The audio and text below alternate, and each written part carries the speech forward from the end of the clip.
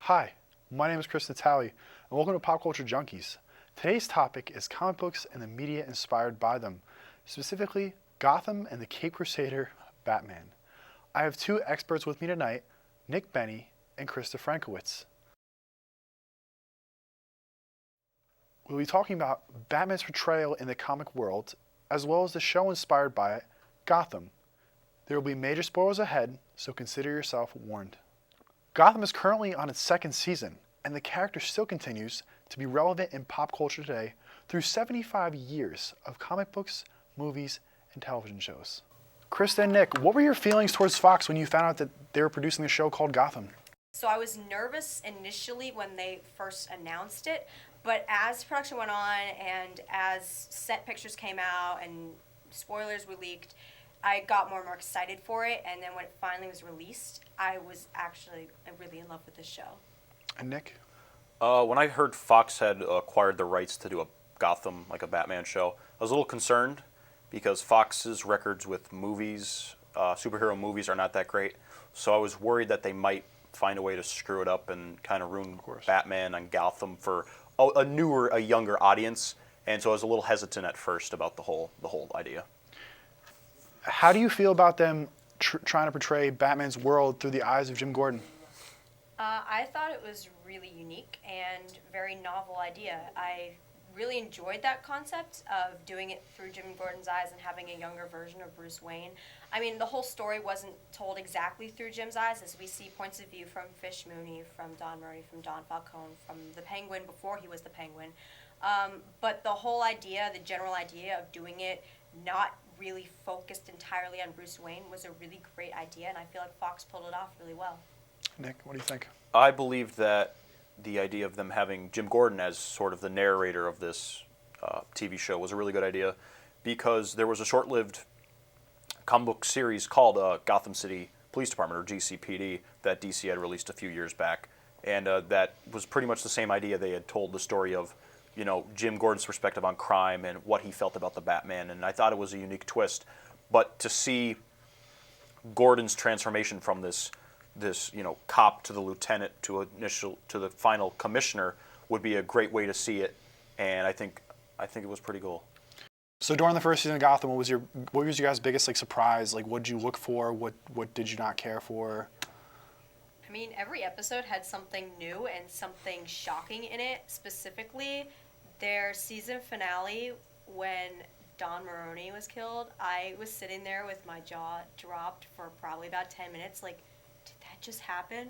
And when Fish Mooney carved out her eye with a spoon, like, wow, most metal thing I've seen on Fox ever. So, I mean, everything on that show was constantly throwing curveballs and twists and turns, and I thought it was such a good show. It always kept me interested.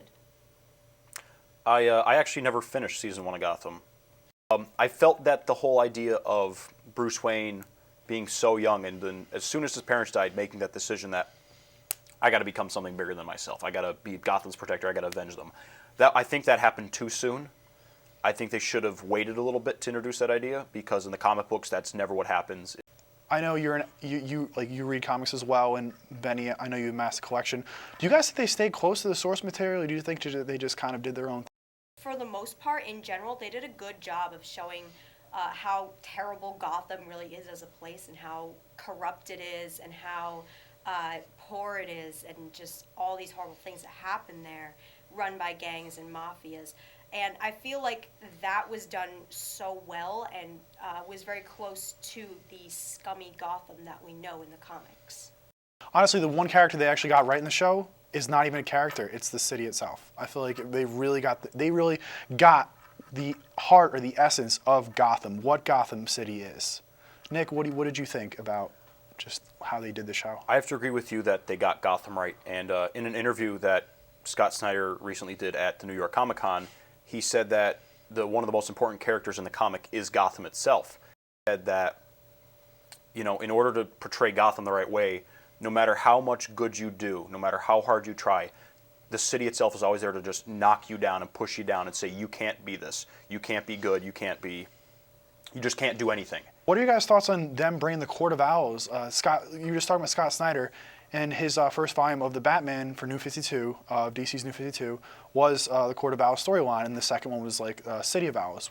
How do you think they're going to bring that kind of villain into the city? And do you think they're going to do it well, or do you think it's kind of like a slow process, like baby steps towards it? I feel like if they jump right into it, it's going to be too much of a shock, and I feel like they should kind of have something leading up to it. But I feel like it's a really good storyline that could really work for this show. Like in the comic book, in the Court of Owls comic book, Bruce Wayne found out about the Court of Owls when he was very young, probably around the same age he is in Gotham.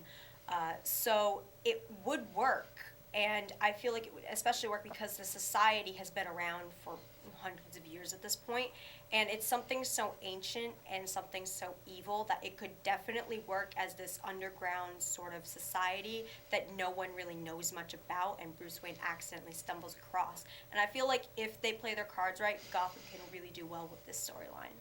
And Nick, what are your thoughts on that? I believe that if they do end up doing the Court of Owls storyline, they're probably going to mess it up because Bruce Wayne, in the comics, when he's going through trying to find this Court of Owls, he never finds anything. He finds very little, and it's not until much later when he actually is Batman that he finds out that this thing exists.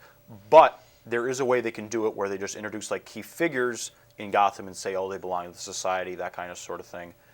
But the other important issue is how far ahead of the leaps in Bruce's age you're going to be. Like, is it going to be every season's a different year, or every season's 5 years? Because if they do every year, that's going to cause some problems with that continuity and that sort of thing. Plus, the other issue is, other than the people who have read the comics, no one has heard about the Court of Owls. So if you bring in that brand new villain, people are going to be, what's this? Only the comic book fans are going to realize that and appreciate that. And I feel like if they do bring it in, people might like it, but they're not going to have that full understanding like we do. How do you guys think that Gotham fares against other superhero-related TV shows? Krista, your thoughts? I feel like it's hard to compare it to other shows because it's so different. Like Arrow and Flash both take place in the same universe. They've had multiple crossovers before. Constantine recently had a crossover with Arrow, so that brings that into that universe. So that's all one separate entity, whereas Gotham's kind of separated on the DC side. Mm-hmm. I feel like Gotham is doing really well for being such a far out idea. I agree. Nick, what are your thoughts on this as like Gotham faring against other shows? I don't know. If I had to rank it among the other ones, I would put it probably in the middle somewhere. So I think they are bringing in way too many villains way too early. Mm-hmm. Apparently, they already killed off the Joker, Jerome. People are saying he was the Joker. People are saying he wasn't the Joker. Way too soon. They should have never introduced him season 1. That could have been something for way down the line. And then I know Jada Pinkett Smith didn't come back for season 2 as Fish Mooney, so they had to kill her character off in the first season. So I think there was a lot of unforeseen complications that led to them having to kind of make Gotham what it is now and say, oh, we could have had this mob angle going for a couple seasons, but we just lost one of the mob bosses, so oops, we're going to introduce like 6 more villains. What elements do you think make a good comic book adapted TV show or movie? I think one of the most important things is casting. If the cast can't play the characters, it's not going to be. With Gotham, I feel like I like a lot of the cast, but I feel like some of them get on my nerves sometimes. Like I love Bruce Wayne, like I loved him in the comic books, but sometimes like teenager Bruce Wayne, I'm like, you're so stupid. Why are you doing this? Especially in the last episode when child Catwoman is trying to warn him about this girl, Silver St. Clair, and he's like, I like her, Selena. Stop, I love her. And I'm like, Bruce, you're like 13, stop. Nick, I know you had some thoughts on Bruce Wayne and David Mazouz playing him. What do you have to say? Well, I can't say what I'd like to say about him because it's censored.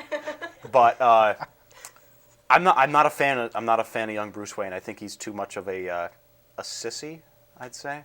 He's just too whiny. He's very whiny. He's like, oh, this didn't go my way. Oh. Yeah, granted, he did lose both his parents, but at the same time, have some.